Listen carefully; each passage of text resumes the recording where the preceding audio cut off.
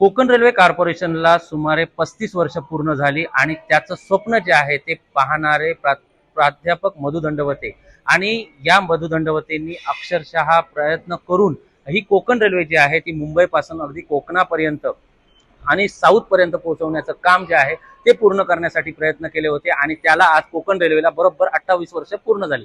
यामध्ये 28 वर्षानंतर या कोकणवासियांनी अनेक लढे दिले, अनेक आंदोलनं केली, मात्र त्यांचं यश जे आहे ते आलं नाही। कारण मागणी होती फक्त प्राध्यापक मधु दंडवते यांच्या नावाची आणि आज मुंबई येथील कॅबिनेटमध्ये प्रत्यक्षात या मागणीला मंजुरी देण्यात आली आणि आता आपण ज्या ठिकाणी आहोत हे सावंतवाडी रेल्वेचं स्टेशन आहे, सावंतवाडी रोड, आणि या स्टेशनचं नाव बदलून लोकमान्य मधु दंडवते टर्मिनल्स असं या सावंतवाडी रोड रेल्वे स्टेशनचं नाव असणार आहे। इथून पुढे म्हणजे पुढील काही दिवसाची प्रोसिजर पूर्ण होईल आणि त्यानंतर प्राध्यापक मधु दंडवते यांचं नाव लोकमान्य या नावाने जाहीर करून लोकमान्य मधु दंडवते अशा नावाने हे रेल्वे टर्मिनल्स असणार आहे आणि यामुळे संपूर्ण सिंधुदुर्ग जिल्ह्यासाठी ही आनंदाची बातमी असणार आहे। कारण मधु दंडवते यांचे म्हणजे कोकण रेल्वेचे शिल्पकार म्हणून त्यांची एक ओळख होते आणि आज ती प्रत्यक्षात पूर्णत्वास आली आहे असं म्हटलं तर वावगं ठरणार नाही। कारण अतिशय महत्वपूर्ण कामगिरी जी होती, महत्वपूर्ण निर्णय जे होते ते मधु दंडवते यांच्या काळात घेण्यात आले होते आणि त्यानंतर ही कोकण रेल्वे जी आहे अतिशय खडतर प्रवास करत करत सिंधुदुर्ग जिल्ह्यात दाखल झाली आणि सिंधुदुर्ग जिल्ह्यातील शेवटचं रेल्वे स्थानक म्हणून ज्याची ओळख आहे ते सावंतवाडी रोड रेल्वे स्टेशन। त्यामुळे आपण जर या ठिकाणी जे प्रवासी आहेत त्यांच्याशी बातचीत करणार आहोत। मला सांगा, आज प्राध्यापक मधु दंडवते ज्यांच्या स्वप्नातील ही रेल्वे होती आणि ही रेल्वे आज रेल्वे स्टेशनला म्हणजे सावंतवाडी रोड रेल्वे स्टेशनला त्यांचंच नाव देण्यात येतंय, कसं बघताय?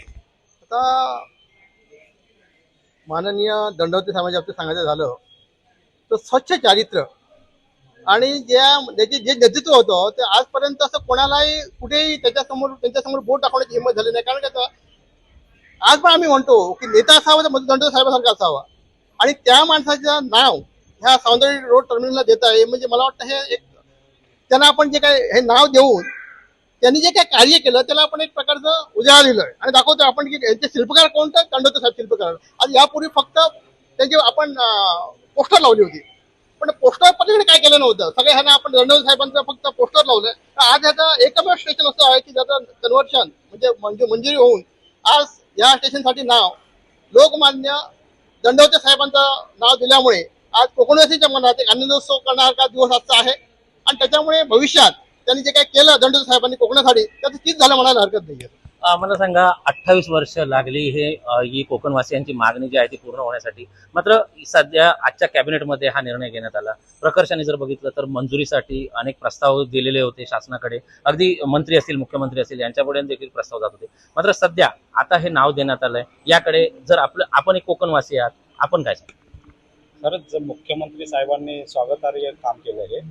जसे कॉम्रेड प्राध्यापक मधु दंडवते साहेब हे महान नेता कोकणात आले आणि त्यांनी या म्हणजे कोकण रेल्वेची जी मूळ संकल्पना मांडली त्याच्या मागे तो प्रस्ताव टाकून त्याच्या मागे पाठपुरावा केला आणि ते स्वप्नात उतरवलं। हे खरं बघितलं तर ही कल्पना तर मधु दंडवते साहेबांनी जे केलं ते कोकणवासियांसाठी खूप मोलाचं हे केलेलं आहे आणि त्यासाठी त्यांचं नाव जे दिलं गेलं सावंतवाडी रोड स्टेशनला की त्यासाठी खूपच आनंद या कोकणवासियांसाठी आहे। तर निश्चितच काम करण्यासाठी इच्छा आणि तळमळ असते ती या ठिकाणी आपल्याला पाहायला मिळते। कारण देवाभाऊंचं सरकार आहे आणि या देवाभाऊंच्या सरकारमध्ये प्रस्ताव जो आहे तो वारंवार गेले होते, मात्र अद्यापपर्यंत प्रस्ताव प्रलंबित होते, मात्र पूर्णत्वास गेलेले नव्हते आणि आजच्या कॅबिनेटमध्ये पालकमंत्री नितेश राणे असतील किंवा यांच्या मार्फत हा प्रस्ताव जे आहेत हे प्रस्ताव पुढे गेले आणि या सावंतवाडी रोड रेल्वे स्टेशनचं नाव बदलून आता लोकमान्य मधु दंडवते रेल्वे स्थानक असं असणार आहे। त्यामुळे ही कोकणवासियांसाठी आनंदाची बाब आहे, एवढं मात्र निश्चित आहे।